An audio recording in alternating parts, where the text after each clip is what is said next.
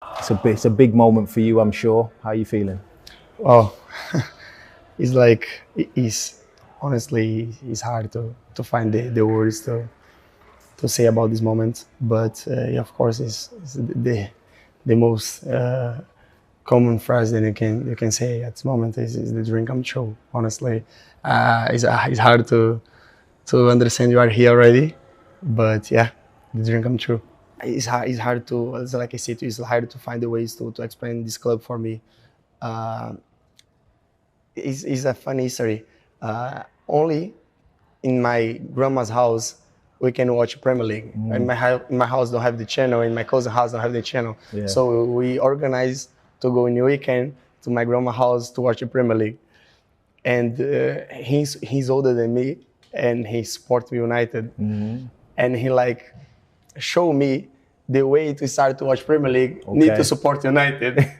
And for me, it was always a bit of inside of me, this club, you know. Yeah. When I play with him in the street, we call in the how is the name, the pitch, like the sand pitch. Like the gravel. Gravel pitch, Yeah, exactly. yeah. We normally play there in Brazil, it's very common. Yeah. We call this pitch is the Old Trafford. Imagine, so Wow. it's so hard to be here now and then thinking about the past is very emotional for me. Amazing. Was there any particular players that you used to look at and want to play like? Yeah, it's always hard to talk because I remember the whole squad at the time. Then I started to watch. Yeah. You know, like in the front to Ronnie. Yeah. Wow, as someone. Then I think I have a lot of particularity in my game because I always like give everything. Yeah. And I remember he used the number 10, so his shirt and everyone lovely to the skills of the player then use the shirt, but he bring always more like he go to the grass to take the ball, and you know, like this kind of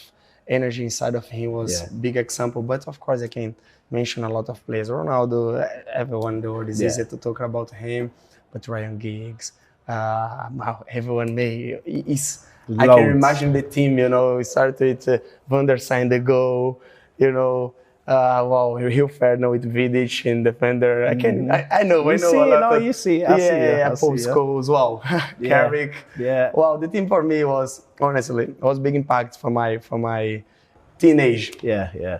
Cunha. Well, yeah, good signing. What they need is legs. I mean, they need a centre forward. It's not a game changer, is it? He is a game changer, yeah. I don't think so, Dom. Well, I do. I don't think... he's now going to put Manchester United as title contenders? No, he won't. I don't understand what you mean he's a better game changer. Well, he is a game-changing player. In what context for Manchester United, their ambition? Because he adds legs, he adds goals, he adds assists, on top of maybe Victor Osimhen, on top of maybe Brian Mbeumo. So the rebuild looks like it's happening. It's quite impressive to me, even though it's only one player through the door in Cunha, who's a fantastic player. I think from Brian Mbeumo's point of view, as I was saying, you can either go to Tottenham and play for your former manager in Thomas Frank, and play Champions League. Play Champions League, which would be quite impressive to go and have a manager that completely trusts you. Or you look at the club of the size of Man United and think, well, I could be part of something. Knowing that Cunha's signed, Brian Mbeumo next. And if they give him insurances that maybe we're going after a number 9 in Osimhen, all of a sudden I look at it and think, because, listen, as Rob said there, 2 players are not going to take Man United to win in the league. We know that, but a rebuild has to start somewhere. And there's no reason with no European football whatsoever next season, Man U can't have a really good go at getting European football or top 4 again next season. Because they've got 1 game a week. Top 4? With the new signings, potentially, yeah. They've got no European football to play. So they're potentially playing Saturday to Saturday. There's a lot of time on the grass for Ruben Amorim to work on his players. Well, he had time, didn't he? Last few months it didn't work out. With a million games involved. Sorry? With a million games involved. There wasn't a million games in the last 3 months, Well, there was domestic football. There was what else? European football, a European final. Come on, Dan, you know that. To play busy football on Thursdays. Domestic football during the week. 2 or 3 games a week. That's a difficult schedule for a team that wasn't good enough. Now you add good players to it without European football. You've added 1 player. Yeah, sitting here now, but it could be 2 with Brian Mbeumo. What It could be 3 with Osimhen. Well, now they're top 4 contenders. Yes. I don't understand how that computes. So you add 3 brilliant players. You don't think Man U can get top 4? 100% no. Of course they can. No. Why not? Because they're terrible.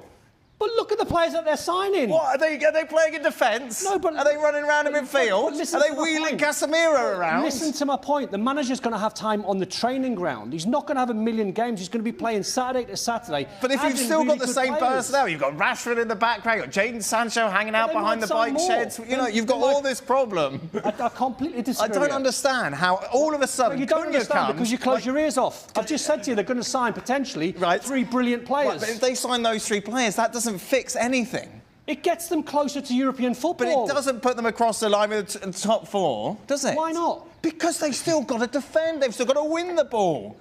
Is that all you're basing it on? You're not basing it on structure? I'm basing it on they finished 16th last this season. This is a team that's had a negative goal difference for about the last 4 years. They're trying to fix it. But they're not.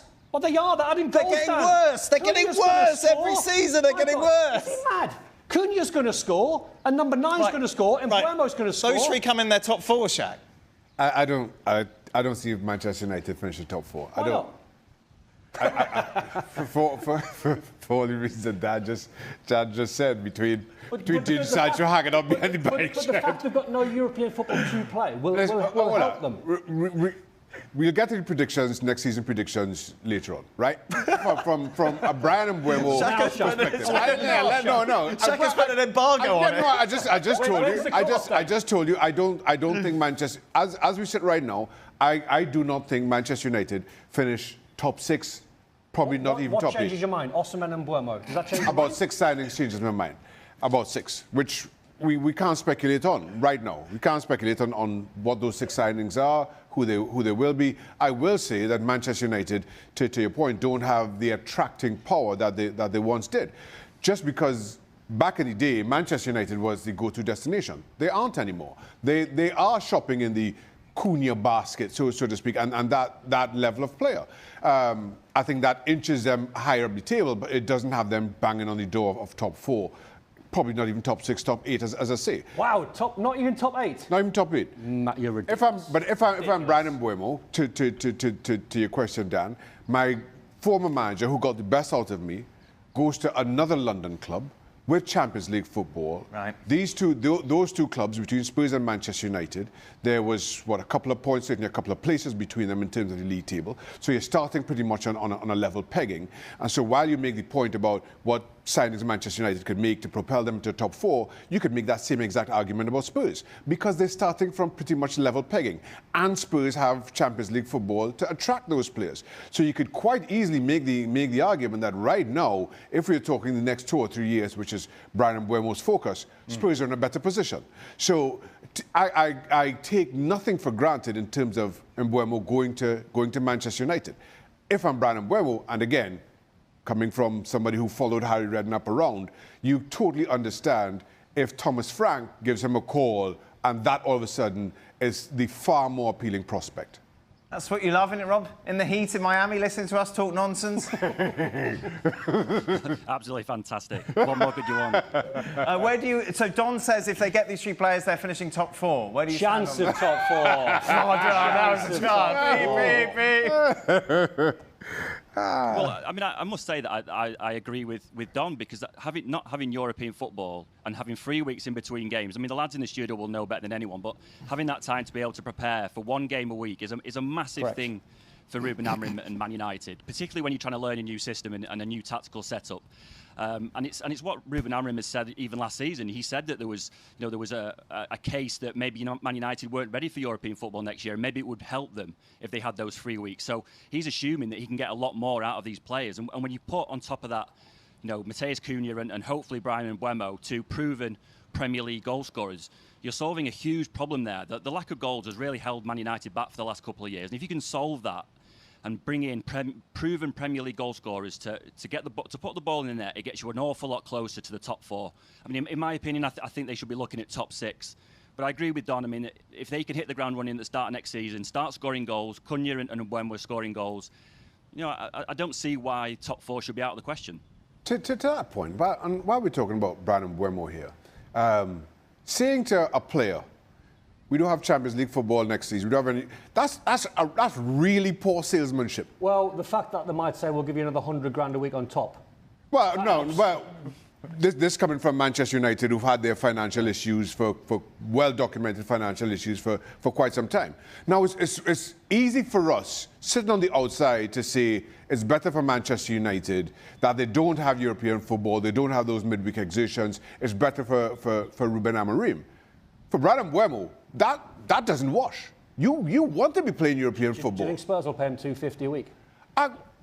I'm sitting here assuming that all things are equal, right? They're not. Okay, right, but Man, you're going to pay him $250 a week. But to your point, Manchester United have had financial issues for quite some time. If they aren't able to shift Marcus Rashford, if they aren't able to shift Anthony, if they aren't able to shift Casemiro, if they aren't able to shift Jadon Sancho, are we sure that Spurs can't match Manchester United just in terms of financial fair play or whatever it's called now? I'm not sure, given their financial issues.